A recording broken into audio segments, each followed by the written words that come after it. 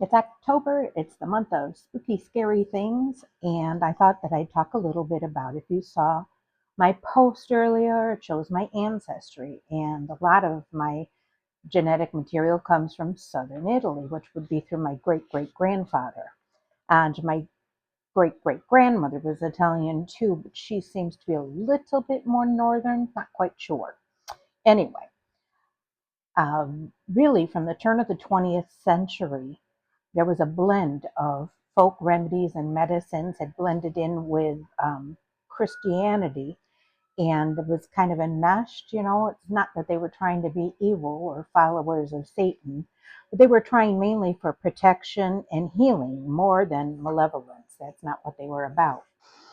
So one of the things that I do remember when I was younger was that my aunts and uncles and my grandmother would talk about the evil eye. Somebody had the evil eye or the malocchio. And this was a thought that somebody, by staring an evil stare with a lot of intent, could cause chaos or even sickness. And the story about that is that their sister in law, Santa, had married their oldest brother. And for whatever reason, they were always jealous of her. Maybe because they married the oldest brother, who knows? But they were. And I remember them saying that my Aunt Josephine, she was a seamstress. All of my aunts and my grandmother were wonderful seamstresses. They did those things back then so wonderfully well. And she had made a beautiful dress with buttons all the way down the front. And according to them, when this sister-in-law, my Aunt Santa, had come up to them, she said, "Oh, what a beautiful dress," and gave my Aunt Josephine the evil eye, and all the buttons popped off of her dress, so that confirmed him. Now, whatever happened, I have no idea. Did that happen? I don't even believe it, but that's it. They thought that a twisted horn or the cornicelli would ward off the evil eye, and I never saw any of them wear that. So how much they believed in it or if they just liked to haunt my poor Aunt Santa, I have no idea. I remember she was a sweet, sweet lady. And the funny thing is, later on when she got Alzheimer's, she was firmly convinced that she and I grew up together and we were young girls in Chicago together. That was sweet.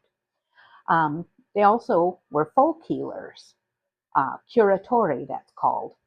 So a villager would mix magic with prayer, that's always helpful, and herbs to cure sicknesses. The prayer and the herbs, well, that I've used myself, and I've used those things, but I never used any hocus pocus. And I think the another is a donna di fiora. Now, one thing I can say is they are preoccupied with powerful women.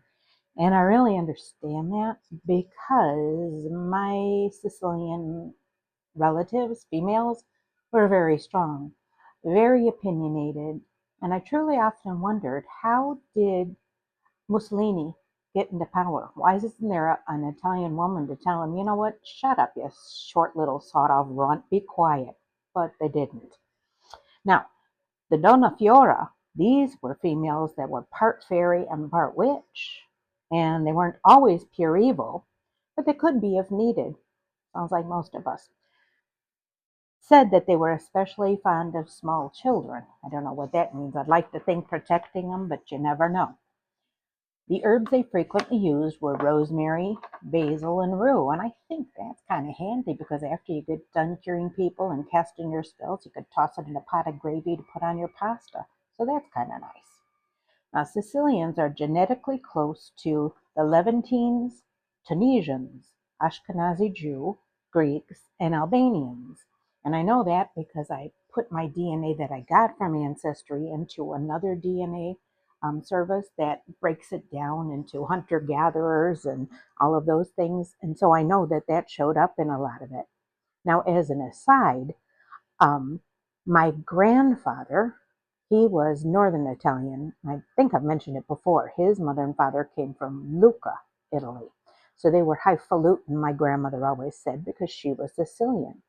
And there's prejudice there, much like there is between the North and the South in our own United States.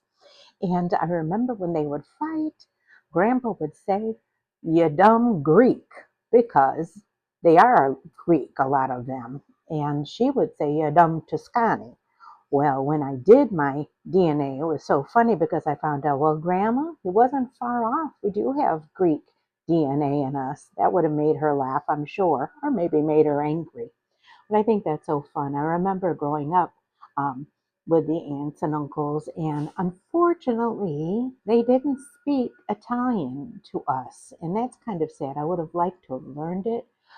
I know that my great grandmother, Josephine, she never learned how to speak English. She spoke only Sicilian or Italian, her dialect, and so that my mom couldn't talk to her. But one thing she does remember is her doing her crocheting, and she'd ask my mother something in her own language, and my mother didn't know, and she'd say, "I don't know," and she'd stupid on her head she hit her. So yeah, lovely people.